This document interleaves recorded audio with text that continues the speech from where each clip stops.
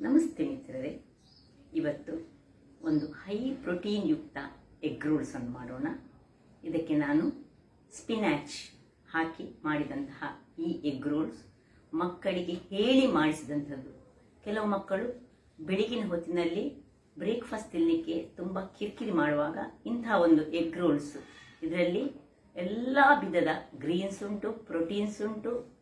ಹಾಗಾದರೆ ಇದು ಕೇವಲ ಮಕ್ಕಳಿಗೆ ಮಾತ್ರ ಅಲ್ಲ, ದೊಡ್ಡವರು ಸಹ ಇದನ್ನು ಮಾಡಿ ಬ್ರೇಕ್ಫಾಸ್ಟ್ ಅಲ್ಲಿ ಯೂಸ್ ಮಾಡಬಹುದು ಅಥವಾ ಈವ್ನಿಂಗ್ ಸ್ನ್ಯಾಕ್ ಆಗಿಯೂ ಇದನ್ನು ಯೂಸ್ ಮಾಡಬಹುದು. ಹಾಗಾದರೆ ಏನೆಲ್ಲ ಸಾಮಗ್ರಿಗಳು ಬೇಕು ಎಂದು ನೋಡೋಣ ಅಲ್ಲವೇ ಮಿತ್ರರೇ? ಹೈ ಪ್ರೋಟೀನ್ ಸ್ಪಿನಾಚ್ ಆಮ್ಲೆಟ್ ಮಾಡಲು ಬೇಕಾಗುವ ಸಾಮಗ್ರಿಗಳು ಇಲ್ಲಿ ನೋಡಿ. ಸ್ಪಿನಾಚ್ ಇದು ಸ್ವಲ್ಪ ನಾನು ಒಂದು ಕಟ್ಟಲ್ಲಿ ಅರ್ಧ ಕಟ್ಟನ್ನು ಯೂಸ್ ಮಾಡ್ತಾ ಇದ್ದೇನೆ. ಒಂದು ಬೆಳ್ಳುಳ್ಳಿ, ಒಂದೂವರೆಯಷ್ಟು ಕಾಯಿ ಮೆಣಸು, ಒಂದು ಮೆಣಸನ್ನು ಸ್ವಲ್ಪ ಸಣ್ಣ ಹಚ್ಚಿಟ್ಟುಕೊಂಡಿದ್ದೇನೆ, ಮತ್ತೆ ಅರ್ಧ ಅದರದ್ದು ಇಲ್ಲಿ ಇಟ್ಟುಕೊಂಡಿದ್ದೇನೆ. ಒಂದು ಸಣ್ಣ ಈರುಳ್ಳಿಯನ್ನು ಒಳ್ಳೆ ಚಾಪ್ ಮಾಡಿಟ್ಕೊಂಡದ್ದು, ಕೊತ್ತಂಬರಿ ಸೊಪ್ಪು ಒಳ್ಳೆ ಚಾಪ್ ಮಾಡಿದ್ದು, 2 ಎಗ್ಸ್, ಮತ್ತೆ 2 ಚಮಚದಷ್ಟು ಬೇಸನ್ ಅಂದ್ರೆ ಕಡಲೆ ಹುಡಿ. ಹಾಗಾದ್ರೆ ಮೊದಲಿಗೆ ನಾವು ಇಲ್ಲಿ ನೋಡಿ, ನಾನು ಗ್ಯಾಸಲ್ಲಿ ಒಂದು ನೀರು ಬಿಸಿಯಾಗಲಿ ಇಟ್ಟಿದ್ದೀನಿ. ಅದರಲ್ಲಿ ನಾವು 1 ನಿಮಿಷದಷ್ಟು ಕಾಲ ಇದನ್ನು ಸ್ವಲ್ಪ ಈ ಸ್ಪಿನಾಚ್ ಅನ್ನು ಇದರಲ್ಲಿ ಹಾಕೊಳ್ಳೋಣ. ಒಂದು ಕುದಿ ಬಂದು ತೆಗೆಯುವುದನ್ನು, ಒಂದು ಕುದಿ ಬಂದ ಕೂಡಲೇ ಇದನ್ನು ಆಫ್ ಮಾಡ್ಕೊಳ್ಳೋಣ. ನೋಡಿ, ಇದನ್ನು ತೆಗೆದುಕೊಳ್ಳೋಣ. ಇದು ನಾನೀಗ ಒಂದು ಆಮ್ಲೆಟ್ ಮಾಡ್ತಾ ಇದ್ದೇನೆ ಇದರಲ್ಲಿ. ಅದರಿಂದಾಗಿ ನಾನು ಸ್ವಲ್ಪ ಇಷ್ಟೇ ಒಂದು 1/4 ಕಟ್ಟಿನಷ್ಟು ಪಾಲಕನ್ನು ತೆಗೆದುಕೊಂಡಿದ್ದೇನೆ. ತುಂಬಾ ಮಾಡುವಾಗ ಇಡೀ ಕಟ್ಟನ್ನು ತೆಗೆದುಕೊಂಡು ಮಾಡಿದ್ರೆ ಆಯ್ತು, ಚೂರು ತಣ್ಣಗಾಗ್ಲಿ. ವೀಕ್ಷಕರೇ ನೋಡಿ, ಇದೀಗ ತಣ್ಣಗಾಯ್ತು. ಈಗ ಒಂದು ಮಿಕ್ಸಿಯ ಜಾರನ್ನು ತೆಗೆದುಕೊಂಡು ಈ ತಣ್ಣಗಾದ ಇದನ್ನು ಇದಕ್ಕೆ ಹಾಕೊಳ್ಳೋಣ. ಮತ್ತೆ ಒಂದು ಅರ್ಧದಷ್ಟು ಕಾಯಿ ಮೆಣಸು, ಸ್ವಲ್ಪ ಕೊತ್ತಂಬರಿ ಸೊಪ್ಪಿನ ಖಾಲಿ ದಂಟು ಮಾತ್ರ ಸಾಕು ನಮಗೆ. ದಂಟುಗಳನ್ನು ಸ್ವಲ್ಪ ಸೈಡಲ್ಲಿ ಇಟ್ಕೊಂಡು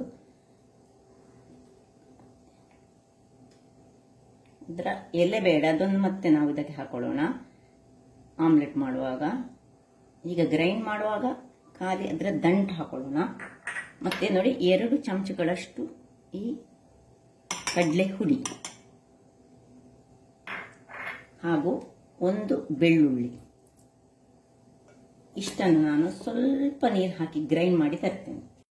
ನೋಡಿ ವೀಕ್ಷಕರೇ, ನೋಡಿ ಹೀಗೆ ಗ್ರೈಂಡ್ ಮಾಡಿದ್ದೇನೆ. ಈಗ ಇದಕ್ಕೆ ಸ್ವಲ್ಪ ಉಪ್ಪನ್ನು ಹಾಕೊಳ್ಳಿಕ್ಕೆ ಉಂಟು. ನೋಡಿ,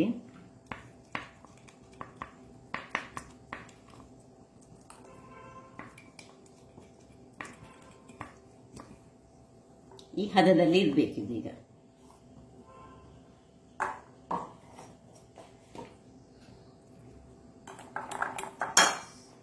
ಇದೀಗ ನಾನು ಕೇವಲ ಒಂದು ಸ್ಪಿನಾಚ್ ಎಗ್ ರೋಲ್ ಮಾಡ್ತಾ ಇದ್ದೇನೆ.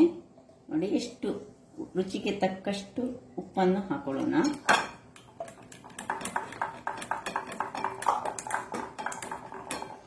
ಸ್ವಲ್ಪ ಕೊತ್ತಂಬರಿ ಸೊಪ್ಪು, ಆಲ್ರೆಡಿ ದಂಟನ್ನು ಹಾಕೊಂಡಿದ್ದೇವೆ ನಾವು. ವೀಕ್ಷಕರೇ ನೋಡಿ, ನಾನೊಂದಿಲ್ಲಿ ಪ್ಯಾನ್ ಅನ್ನು ಇಟ್ಟುಕೊಂಡಿದ್ದೇನೆ.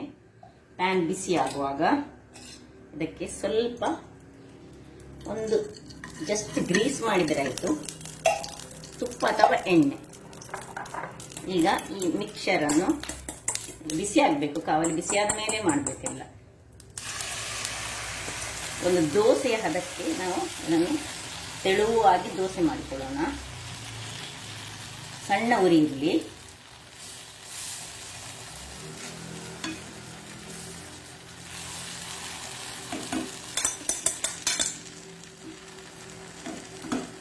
ಇದನ್ನು ಮುಚ್ಚಿ ಒಂದು ಸಣ್ಣ ಉರಿಯಲ್ಲಿ 2 ನಿಮಿಷ ಬೇಯಿಸೋಣ. ವೀಕ್ಷಕರೇ, ಅದು ಬೇಯ್ತಿರುವಾಗ ಇಲ್ಲಿ ನೋಡಿ, ಆನಿಯನ್ ನಾನು ಚಾಪ್ ಮಾಡಿಟ್ಕೊಂಡ ಆನಿಯನ್, ಅದಕ್ಕೆ ಸ್ವಲ್ಪ ಹಳದಿ ಪೌಡರ್ ನಾನು ಹಾಕ್ತಿದ್ದೇನೆ. ಮತ್ತೆ ಈ ಚಾಪ್ ಮಾಡಿದಂತಹ ಮೆಣಸು, ಇದು ಆಪ್ಷನಲ್, ನಿಮಗೆ ಬೇಕಿದ್ರೆ ಮಾತ್ರ ಹಾಕೊಳ್ಬಹುದು. ಮಕ್ಕಳಿಗೆಲ್ಲ ಕೊಡೋದು, ಇದು ಮಕ್ಕಳಿಗೆ ಹೇಳಿ ಮಾಡಿಸಿದಂತಹ ಹೈ ಪ್ರೋಟೀನ್ ಆಮ್ಲೆಟ್ ಇದು ಆಕ್ಚುಲಿ. ಈಗ ಈ ಕೊತ್ತಂಬರಿ ಸೊಪ್ಪು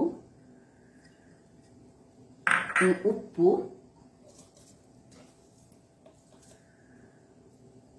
ರುಚಿಗೆ ತಕ್ಕಷ್ಟು ಉಪ್ಪು ಹಾಗೂ ಇದೊಂದು ಸ್ವಲ್ಪ ಮಿಕ್ಸ್ ಮಾಡಿಕೊಂಡು, ನಿಮಗೆ ಒಂದು ಎಗ್ ಆದರೆ ಒಂದು ಎಗ್, ಎರಡು ಬೇಕಿದ್ರೆ ಎರಡು ಎಗ್ ಹಾಕ್ಕೊಳ್ಬೋದು. ಮಕ್ಕಳಿಗೆ ಕೊಡೋದು ಮೆಣಸನ್ನು ಇದರಲ್ಲಿ ಹಾಕ್ಕೊಳ್ಬೇಡಿ. ಈಗ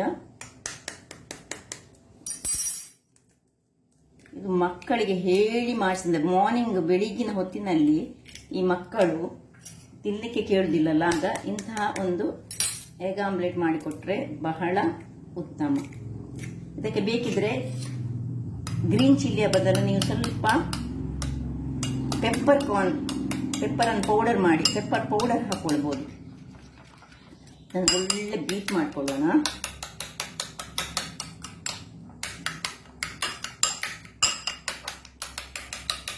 ನೋಡಿ ವೀಕ್ಷಕರೇ, ನೋಡಿ ಇದೀಗ ಬೆಂದಿದೆ, ನೋಡಿ ಚೆನ್ನಾಗಿ ಬೆಂದಿದೆ. ಈಗ ಮೇಲೆ ಸ್ವಲ್ಪ ಲೈಟ್ ಆಗಿ ತುಪ್ಪ, ನಾನು ಅದು ಅಡಿಗೆ ಸಹ ತುಪ್ಪ ಹಾಕೋಣ ಅಥವಾ ಎಣ್ಣೆ ಯಾವ ಸಹ ಆಗ್ತದೆ, ಅಥವಾ ಬೆಣ್ಣೆ ಸಹ ಮಾಡ್ಬೋದು, ಹಾಕ್ಬೋದು. ಈಗ ಇದನ್ನು ತೆಗೆದು ಒಂದು ಪ್ಲೇಟ್ನಲ್ಲಿ ಇಟ್ಕೊಳ್ಳೋಣ. ಅದೇ ಇದರಲ್ಲಿ ಈಗ ಸ್ವಲ್ಪ ಗ್ರೀಸ್ ಮಾಡ್ಕೊಳ್ಳೋಣ. ತುಪ್ಪವ ಎಣ್ಣೆಯ ಯಾವುದು ಬೇಕು ಅದನ್ನು ಮಾಡ್ಕೊಳ್ಬೋದು ನೀವು. ನೋಡಿ ಒಳ್ಳೆ ಬೀಟ್ ಮಾಡಿಕೊಂಡಂತಹ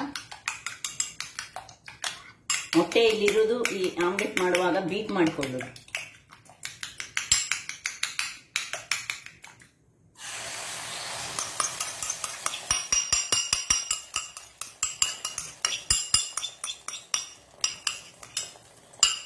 ಇನ್ನು ಕೂಡಲೇ ಈ ಒಂದು ಮಾಡಿಟ್ಟ ಇದನ್ನು ಇದರ ಮೇಲೆ ಇಟ್ಟುಕೊಳ್ಳೋಣ. ಹೀಗೆ ಒಂದು ನಿಮಿಷ ಮುಚ್ಚಿಕೊಳ್ಳೋಣ.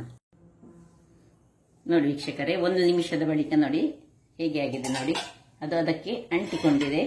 ನೋಡಿ ಇದನ್ನು ನಾವೊಮ್ಮೆ ಹೀಗೆ ಮಾಡುವ. ಇದರಲ್ಲಿ ಸ್ಪಿನಾಚ್ ಸಹ ಉಂಟು, ಅಂದ್ರೆ ಪಾಲಕ್ ಸಹ ಉಂಟು, ಎಗ್ ಉಂಟು. ಸೊ ಹೈ ಪ್ರೋಟೀನ್ ಇದೊಂದು ಎಗ್ ರೋಲ್ಸ್ ಅಂತ ಹೇಳ್ಬೋದು ನಾವು. ವೀಕ್ಷಕರೇ ನೋಡಿ ಇದು ಆಗಿದೆ. ಈಗ ಇದನ್ನು ನಾನು ತೆಗೆದುಕೊಂಡು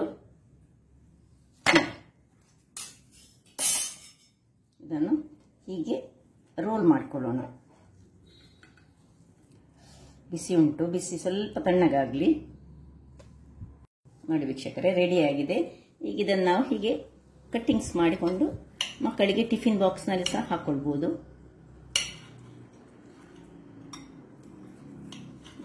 ಬಿಸಿ ಬಿಸಿ ಇರುವಾಗಲೇ ಮಕ್ಕಳಿಗೆ ಕೊಟ್ಟು ತಿಂದರೆ ಆಗಾಗಲೇ ಮನೆಯಲ್ಲಿದ್ದರೆ ತಿಂದುಕೊಳ್ಬೋದು.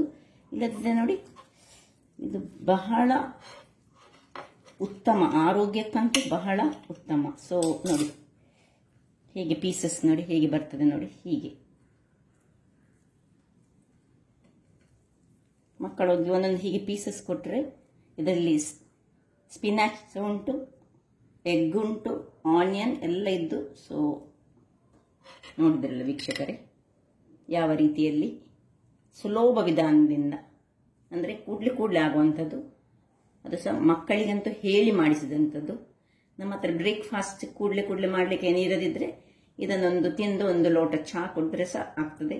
ಅಥವಾ ಮಕ್ಕಳಿಗೆ ಇದನ್ನು ಟಿಫಿನ್ನಲ್ಲಿ ಸಹ ಹಾಕಿ ಬಿಸಿ ಹಾಟ್ ಬಾಕ್ಸಲ್ಲಿ ಹಾಕಿ ಕೊಟ್ಟರು ಸಹ ಬಹಳ ಉತ್ತಮ. ಹಾಗಾದರೆ ನನ್ನ ಈ ಕುಕಿಂಗ್ ಚಾನಲ್ ನಿಮಗೆ ಇಷ್ಟ ಆದರೆ ಬೋಳೂರು ಸುವರ್ಣ ಚಾನಲನ್ನು ಲೈಕ್ ಮಾಡಿ, ಶೇರ್ ಮಾಡಿ ಹಾಗೂ ಸಬ್ಸ್ಕ್ರೈಬ್ ಮಾಡಿ ಹಾಗೂ ನನ್ನ ಇನ್ಸ್ಟಾಗ್ರಾಮ್ ಪೇಜನ್ನು ಫಾಲೋ ಮಾಡಿ. ಧನ್ಯವಾದಗಳು.